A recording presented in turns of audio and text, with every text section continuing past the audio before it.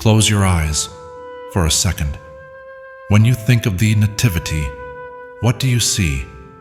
If you are like most of us, you see a porcelain scene, a silent, sanitized stable, clean straw, a soft, glowing light, and standing there, looking reverent and well-groomed, are the shepherds. In our Christmas pageants, they are played by cute toddlers in bathrobes or teenagers holding wooden staffs. It is picturesque. It is safe. It is Hallmark ready.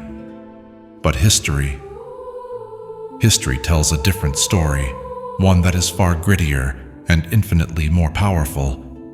The true scandal of Christmas isn't that a baby was born. It is who was told first. The VIP list for the most significant event in Western history didn't include the emperor in Rome. It didn't include the governor in the palace or the high priest in Jerusalem. The invite went to the night shift. It went to the guys who smelled like manure. It went to a group of men who were legally banned from testifying in court because their reputation was so low. They were presumed to be liars by default. This isn't just a cute detail in a holiday story. It is a radical statement on human rights. The real gift of Christmas wasn't just peace. It was dignity, handed back to those who had been stripped of it. To understand the weight of this, we have to strip away the tinsel and step into the mud of first-century Judea. Meet the shepherds. These weren't the romanticized, flute-playing wanderers of poetry. They were the bottom rung of the social ladder.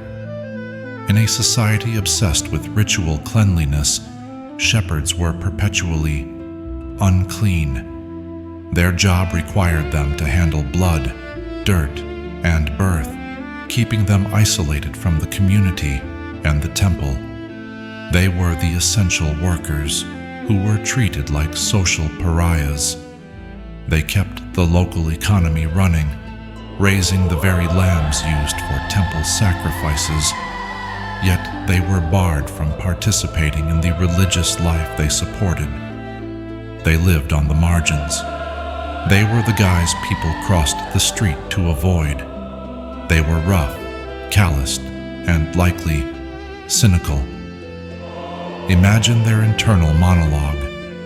When you are treated like trash long enough, you start to believe you are trash. You don't dream of greatness. You just try to survive the night. Their central struggle wasn't poverty, it was insignificance.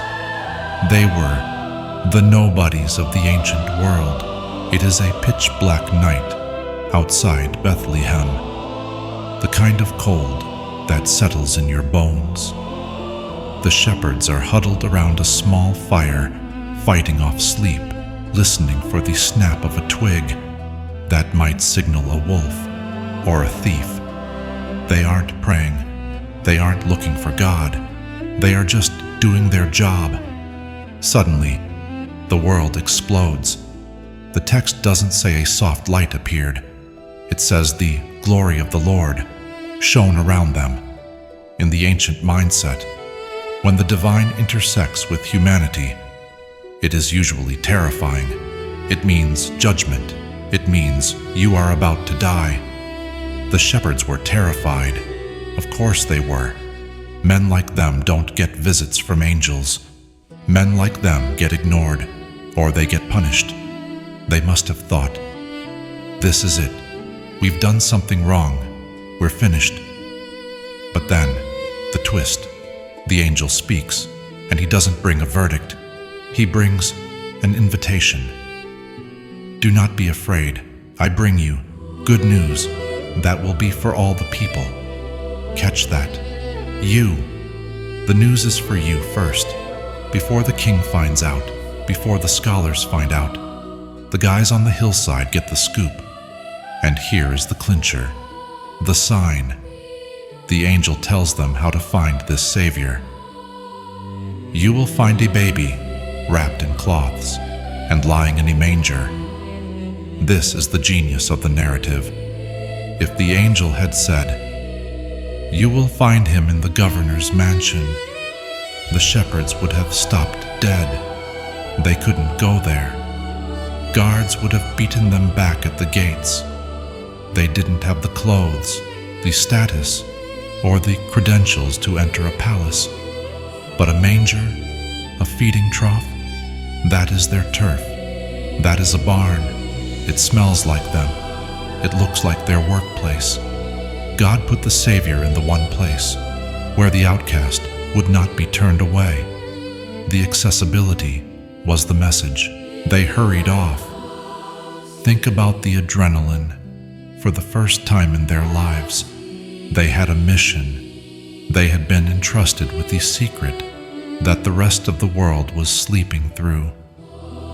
When they arrived and saw the child in the feeding trough, the validation must have been overwhelming.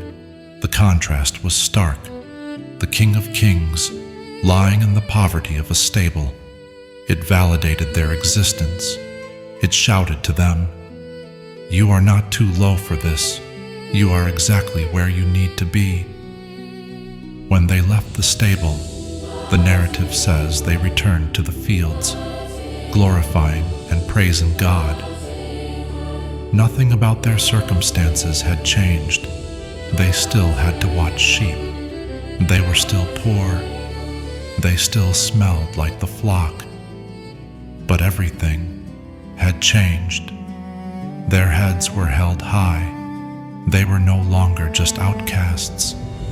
They were the first ambassadors of a new kingdom. They were kings of the field. So, why does this ancient story matter to you, sitting in the glow of your laptop in the 21st century? Because we are still playing the same game. We just use different scoreboards. We don't worry about ritual uncleanness. We worry about net worth, job titles, and blue check marks. We worry about being relevant. We struggle with imposter syndrome, constantly asking, "Who am I to be here? Do I have enough value?" The shepherd's story is a sledgehammer to those insecurities. Lesson 1. Dignity is not a paycheck. The world tells you that you matter only when you are productive, successful, or admired. The Christmas story says you matter simply because you exist. Your dignity is inherent. It is not a prize to be won. It is a gift to be claimed. Lesson 2. Start where you are. The shepherds didn't go home to shower and put on a suit before visiting the king. They went as they were. We often delay our lives, waiting until we are ready, until we are good enough. This story screams, start now. Use what you have. Your current station, however messy or imperfect, is the launching pad. Lesson 3. Your scars are your credentials. It was precisely because they were shepherds that they could access the manger. Sometimes, the things you think are your weaknesses, your struggles, your humble background, your pain, are actually the keys that let you connect with reality in a way the elites never can. As we move through this holiday season, look past the twinkling lights and the commercial noise. Think of those men on the dark hillside. They remind us that no one is too far gone, too marginalized, or too ordinary to be part of a great story. So, here is the question for you. Are you waiting for permission to feel valuable? Are you waiting for a boss, a partner, or society to hand you a certificate of worthiness? Stop waiting. The invitation has already been sent. It was sent to the fields, to the messy parts of life, to the people who think they don't belong. This Christmas, stand tall in your own field. You don't need a crown to have dignity. You just need to realize that the light is shining on you exactly where you are.